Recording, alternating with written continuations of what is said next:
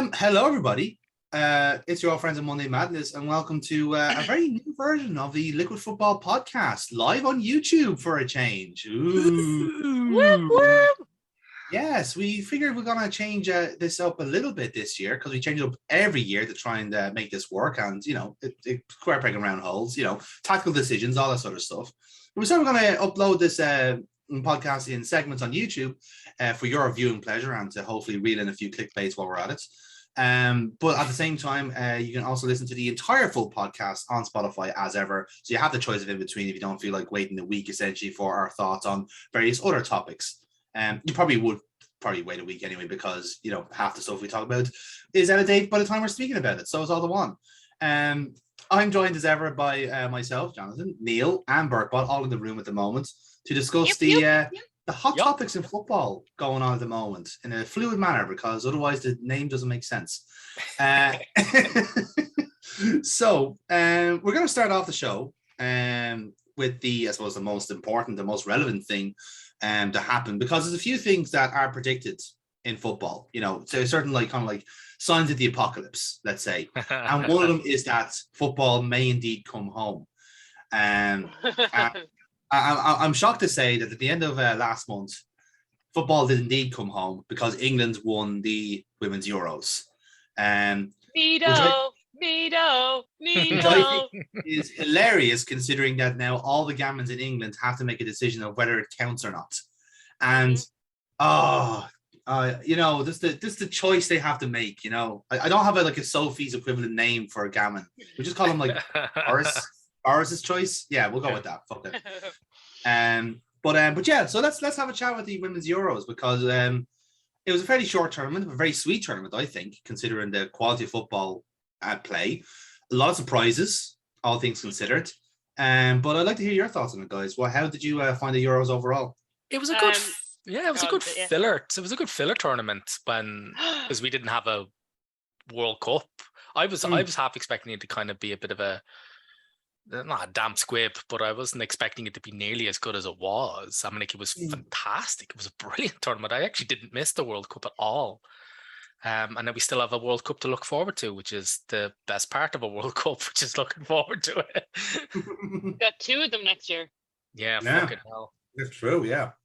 And there's a possibility that we might have an Irish team in one of them. Yep. Like, how fucking crazy would that be? Yeah, I'm going to say I was expecting it to be a good tournament. The caliber of teams throughout Europe is quite, I'm not going to say level pegging, but they're all in and around the same rungs, which makes it quite a competitive competition. Unlike you see some of the scorelines from the World Cup in 2019, where there was 11-0.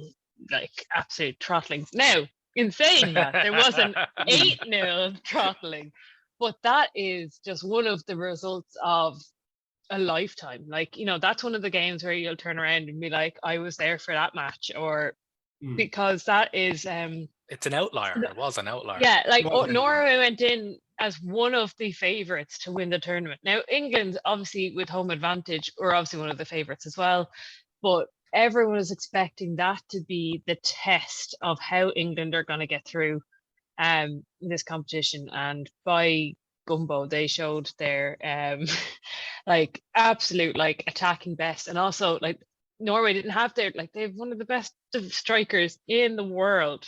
Who famously was going back to the national team for this tournament. Tournament, a big return, and then their coach decides to play a system that none of them are able to play, and they are professionals. You should say you should be able to play a system, but when you're they actively, I do think this was kind of a players kind of shutting down. I can't see it in any other way because they're all very capable players. They tools down for this coach. He just did not seem to know what to do. But other than that, that was the big that if you're asking me what my big surprise in the competition is how bad Norway were. I was expecting the high quality of games. My money was on Sweden, but because my money was seen before the tournament started, and with some of the injuries coming, with some of the injuries coming into some of the other teams, or the squad selection in the case of France, I wasn't sure. You've got a coach there who's made an enemy of the state because she didn't pick Eugene Le Sommer in her team, or Amadine Henry, who are two of my favorite players, and I can kind of understand why the French Republic would be dissatisfied with the Accra. You're leading the crowd with the torch and pitchforks. Get her back to the fucking Bastille. We can still cut her fucking head off. But no, they are like, there's a style of football that the Accra wants to play. It's kind of like, I would say, Brendan Rodgers-esque, where it's like he gets players in to do his system and his thing, and if you don't suit it, then you're out. And whether the system works or not, tough. What else? Oh yeah, sorry. Spain losing their two, like Putellas with an ACL, and the ACL is probably being kind of a current theme throughout the competition with key players missing. But I do think Spain were hampered by that. But they were the kind of big hitters. Everything, the stars were aligned for England to.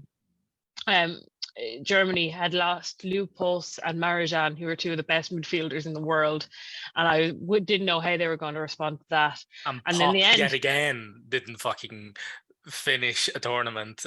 I think Alexandra Pop is quite possibly, like, when you say cursed, holy fuck, like that her poor and Jordan woman. Knobs are. Oh yeah. I guarantee she probably rinses herself down in white sage, going like, "There's got to be something here, dog. Like, something bad has gone wrong here." Do you know what? I'm going to blame the under-17s Euros final that my dad watched in 2007 or something, where it went to penalties. Ireland brought to penalties, and Pop scored the winning penalty. And I remember just going, she'd been a brilliant player all match. And I turned around, because we were watching it, obviously supporting for Ireland, but I turned around and was like, that player's going to do great things. And obviously we followed her career. And for every major world tournament or every major international competition, it's just like, where's Pop? We said she did injured, and like horrendous injuries, but she made it back. She had a great tournament. It was neck and neck for Golden Boot with her and Mido up until the final, and then she got injured. She actually got injured on the Saturday in training, and then she just wasn't able to make it through the warm-up. So devastating for her. And then again, that was just another sign that England had to do it. As much as I'm gonna keep ranting because I had this prepared. Yeah, do you want to get points? I've only got 3 cans here. I'm gonna stock up. Fair, No, England are the old enemy, but I've never hated their England women's team. I do want to say that. Like, I just know how the general public are going to be obnoxious about it, but I think that obnoxiousness will do wonders for the women's game. The kind of promotion of it, the investment it's going to get, and for the Arsenal girls, like every one of those standout players, you have a link to the Arsenal team. You obviously have Golden Boot and best player of the tournament, Bette Mead, who had a fucking amazing season with Arsenal. Didn't manage to get any club honours this year with the team, but has brought that form that she was dragging the club through the league with into that tournament. Leah Williamson being made captain is just such a huge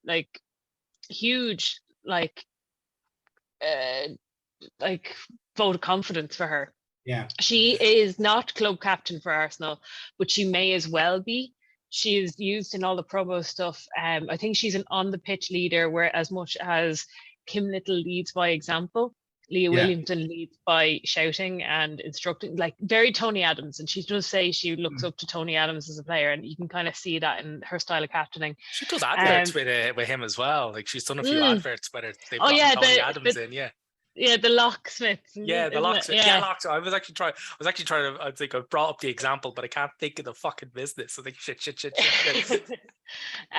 But yeah, and obviously the 2 key players. Another key player, Chloe Kelly, who stole Brandstein's celebration with enough. She actually is an Arsenal Academy graduate, where Arsenal actually battled to try and keep her, but at the same time as battling to try and keep her, loaned her out to Everton because we bought in Miedema. So Yeah. So yeah, it was a brilliant tournament. You got to see like some absolutely amazing skills. You got to see physicality. You got to see good crunching tackles. And one last thing before I move on, this tournament was not built on goalkeeping calamities. A lot of Yes. the memes and a lot of the clips that come out of women's football are, oh, they can't play, and it's usually fucking stupid passes and then stupid goals, which tend to highlight the accidents or the incidents by the keepers. Bad. But in this tournament, I've seen some of the best goalkeeping by women I've ever seen, and it actually, it's just amazing to see, like, and great stories coming out of that as well. Like the Netherlands goalkeeper, Sari van Wielendal, going off injured. Our old goalkeeper, she did a shoulder in, and I think she retired after she saw Daphne van Gontier come in and just absolutely fucking boss it. And she's just like, there's no point. Even if my shoulder does recover, she's number one now. So yeah, no, absolutely outstanding competition. I do think England deserve to win. The teams that performed really well kind of by surprise or kind of weren't expected to do as well, like things like Iceland and Austria, some really good players coming out of those countries. And yeah, it's just brilliant to see. And I'm just raging Republic of Ireland couldn't get in. Yeah, like it got weirdly enough, like because the qualification was like 2 years ago. If it was the kind of thing, I know because the Euros was pushed back a long time anyway, but if the Euros were actually intended to be this year and we were qualifying for it now, we absolutely would have made it in because our team has got to getting so much better. But I absolutely jog you back on your point there about how, like, not even the goalkeeping standards, but the actual tactical side of the game, off the ball stuff and movement and all those kind of things have come up leaps and bounds. Because I think we said the same thing about the 2019 World Cup as well. How just those level of things that I just said, the women's game gets a lot of criticism over, has been all worked on superbly by all the national teams. Because they are investing, they are doing stuff like, shockingly enough, goalkeeping coaches and, working on stuff like transitions and so forth. Because again, all these women's teams are starting to evolve tactically with the times, which I think is great. Because as I said, because even like I was watching the final in a pub in Inchicore, and like if you're like, weirdly enough, like that would have seemed like an alien concept a couple of years ago, and I know that sounds very kind of draconian for me to say, but it's really the fact of like, no, it's a football tournament. It's on during the summer. The Premier League's next week. It's getting you in the mood for it. It was like the perfect timing for a tournament, and especially if it's a women's tournament, and likewise for a men's tournament as well. Like it's just the synchronicity of it was great. I suppose my takeaway from the Euros overall was I was kind of like very disappointed in certain teams. Now obviously Spain I can understand because Butelas got injured very quickly, and I don't think they ever recovered from that overall. But there were certain teams I was expecting a lot more from, and Norway was certainly one of them. But one I was very disappointed in was the Netherlands. Mainly because, I get the team is going through a bit of transition, but they still have some fantastic players in that side. Bundesliga players, fucking obviously Miedema up front. But I think when they were up, they were 1-0 down against France, and they just stopped playing. I was like, well, come on, do something. You've got talent here, use it. And they just gave up on the game. I was just like, that's very fucking bizarre. Because like, again, not speaking from an expert point of view in women's football, but Germany was not the team I was expecting to get to the final. Not saying they were a bad team, but I just had a different final in mind. I had Spain, Sweden in mind. I had France, Sweden in mind, kind of way. That was what I was expecting. But and again, I didn't give England enough credit. I had a notion they were going to win, but I kind of stuck to my guns and figured it would be Sweden. But again, Sweden, once they went like 2-0 down against England, their heads dropped and they lost 4-0, which is very bizarre for Sweden to do. Very abnormal. But like I said, the game is evolving, and like Serena Viven can't do any wrong at the moment. I think she's the best coach in women's football, full stop. Like, she's incredible. Like, I think up there with Vera Pauw, two Dutchies. Yeah. But like, they're saying it's the Dutch style. It does suit women's football. And they rivals as well. Like, wasn't Pauw overlooked for the? Pauw was replaced by Viven, I think. Yeah. What was he saying, Burkock? And Pauw, didn't she like write a letter to Van der Sar, who is the head of the Dutch Football Association, saying this is, well, obviously you can say this is bullshit, but like you can paraphrase whatever the Dutch for this is bullshit is. So yeah, that was a good thing. But it worked out well for us. Yeah. But yeah, just on that kind of the surprise of Germany. Yeah, Germany. They everyone's shocked by Germany, 7-time winners of the Euros, getting to the final of the Euros. But the reason for I think people kind of wrote them off because when you lose out on Leupolz and Marjan in your midfield, and you've got these kind of up and coming youngsters coming in, that Germany team is frighteningly young. You've got Pop, Oberdorf, you've got Buhl, you've got Brand, Froms, who's one of the keepers of the tournament. Like, oh my God, but they're all a super young team, and they've come up through the ranks of those under 19 championship winners. They are under 21s. I don't know if there is a 21s Euros, but like they're a part of the squads of the current European Champions League teams that are doing very well. And that age group, they're just gonna, they're gonna be contenders for the World Cup now next year. Market. Absolutely. Like Oberdorf got young player of the tournament, and quite rightly. Like any kind of discussion about breakout player of the tournament, if you're not talking about her, you don't actually fully know what you I don't know what games you were watching, because I think she was one of the few people to really not shut down Kirby, but really like Kirby could just get nothing out of her. Like it was brilliant. She was just fantastic. And the thing is, like, she just reads the game. So it's just it's a real instinctive, brilliant, one of those fantastic holding midfielders that is just knows when to concede a foul, brilliant at transitioning, breaks up play, ball recovery, slows it down. Am I right that she caused the now infamous reaction from Jill Scott? Yes. I believe the correct, I believe the exact words were "fuck off, you fucking prick." I think it's the most endearing way to get the gammon on side. It's like, she hates Germans as well. I can understand that. But of course, other than that, like you've got other really young players as well in all the other teams, not just German. Like England had their own one in Russo. So I was about to mention Russo there as a breakout player. Like, oh my God, like I know, I granted, like she was coming in a super sub and it was just the same tactic over and over again, but it was fucking effective. Like she's going to light up the WSL for fucking Manchester United. United had a surprising, like when you think like again, United didn't have the best domestic season, but they had a lot of like members of that squad. Like, and again, they're a strong part of it. Mary Earps, yeah, exactly. Again, goalkeeping. So, I was actually about to say, here's a weird thing. Like my player at the tournament would have been Earps. That's funny thing. I was gonna kind of like chime massive in saves in the final. I was gonna chime in right at the end of the bot rant. Back there, and because thankfully it would have been a nice segue because you finished with like there was no goalkeeping errors and people not shitting on it. I was like, actually, to be honest, for me, player of the tournament was Mary Earps. The easily one of the more maligned positions, and I'm not saying this because I'm a keeper. Well, yeah, fuck it, I am. Fuck it, I'm going partisan.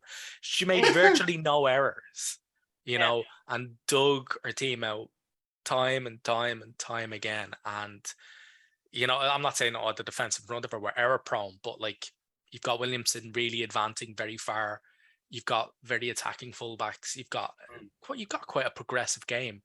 There's going to be exposure there, and it just didn't phase her at any stage. And I was like, fucking well done. Absolutely fucking done. She's beaten off like Ellie Roebuck, who I think is an outstanding goalkeeper to that number one spot, and like she's not budging. No, Jesus, off the back of this tournament, fuck no.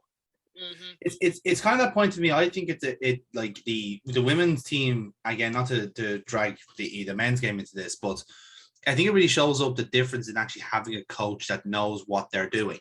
If you compare this team like under Wiegman then the one under Phil Neville, it's chalk and cheese. And let's face it, a lot of the personnel are pretty much the same. Like the one exception was Steph. Can't you say that it was Phil Neville who built the foundations for this team, huh? This was a site that is propaganda, and you are going to be muted if you keep going on about that. That's just your anti-gammon state gammon there. Yes. We could also go back and say it was Heige Risa who dropped Beth Mead from the GB team and like spurred her on for this revenge tour, as Ian Wright named it. Very true. And she was England coach for a while as well. So it was all leading up to this point. But Yes. yeah, very thoroughly enjoyable. My player of the tournament, I'm gonna go with Pop.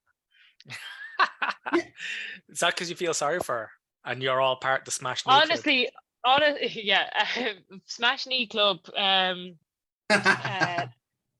But also, I just like her off the ball movement and her shithousery is just brilliant. Funnily I enough, would absolutely. She's the type of striker as a now goalkeeper. If I'm going to refer to myself as that, like now, she's the type of forward I'd be pissed off dealing with.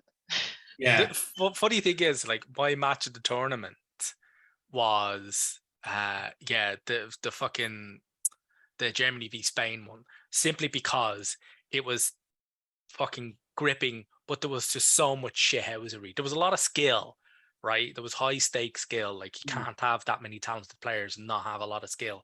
But my God, this pure shithousery and tactics, and it was a real exhibition of like, no, these girls are hardcore. Like, they've come to fucking win at any cost. They've to claw some other fucking girls' eyes out. Do it. They're gonna fucking do it. Like, I just loved it. I was like, oh my God, these fucking hate each other. I love it.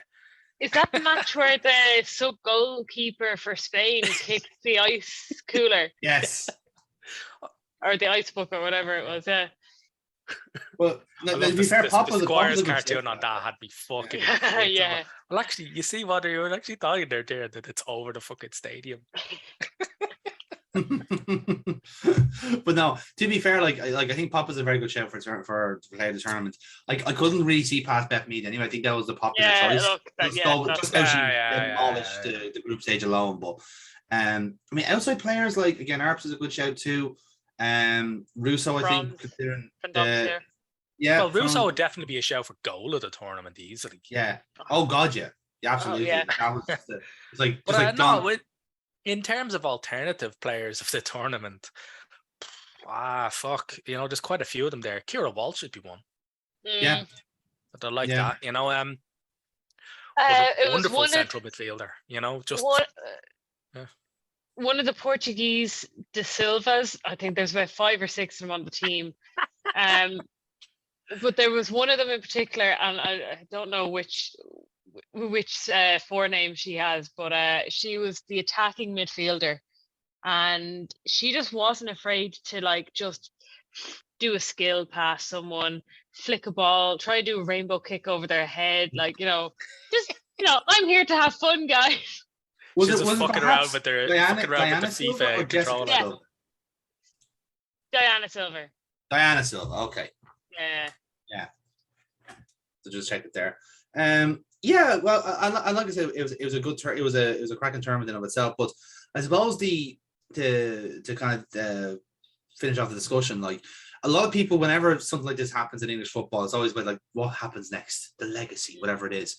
And obviously, I think a big part of this now is the fact that, like, a lot of people did actually tune in to see an English team win something, which is, like, a refreshing change of pace from the, like, cavalcade of failure and mediocrity you normally do have. I'm not looking at you, Gareth Southgate. But what you get when you have a Spurs captain. Yes. But I suppose the speculation is that, like, will this actually be sustainable? Will people properly start watching and supporting women's football to the point where, not just fan-wise, I'm sure there will be a boost in attendances and TV audiences, but corporately, sponsors-wise, will they actually get the backing of women's teams this time? Just on that, it came up on Twitter today that someone found a tweet from Lottie Wubben-Moy from 2013 saying, "Hi Nike, how do you get sponsored?" And they replied with, "We don't sponsor, we're not taking applications for sponsorship, keep working hard." And she just replied, "Well, how come the boys are under 16s are getting sponsored? Why don't you sponsor girls under 16s?" And it's like, now she is a Nike athlete with the England team, and it's just like, oh, that is fantastic, and it's been used as a kind of a promo thing. And then there's like, would have been even better if she'd like signed on as like an Adidas ambassador or something like that, fuck Nike. Yes. But yeah, no, the attendances, as far as I delayed renewing my Arsenal membership until I got paid, and foolish me, should have just gone into arrears that month. Fuck the mortgage. because now they're sold out and I can't get my season ticket. And as we speak, over 20,000 tickets have been sold for the North London Derby in the Emirates. Nice. Which yeah, that's great. And that it's kind of been a trend throughout the WSL have been saying that their season tickets have gone up. Now the season tickets are extremely good value, and with the economic issues going on throughout the world, and especially in Britain, Brexit, and they, if they can't afford to go to, you know, their men's team with a season ticket and pay like, you know, 65 quid per ticket on for average, a match, like on 65. average. Yeah. Whereas you can pay 12 quid to go see, I think the most expensive single match ticket for any of the WSL teams is 12. Yeah. And you get to see European champions possibly on that pitch. If not European champions, then players that were at the Euros this year, key players for their countries, captains for their countries. Yeah, it's just that I think the WSL have all that they need to keep this growing. Yeah. And I'm going to sign off this women's section by saying R.I.P. Maria Petri. Yes, very much so. That's a good way to look at it. So that's one of the things that's going to be missing from the fans this year. Super fans. Yeah, that's fair. Yeah. Absolutely. They will miss her voice, no doubt. Yes.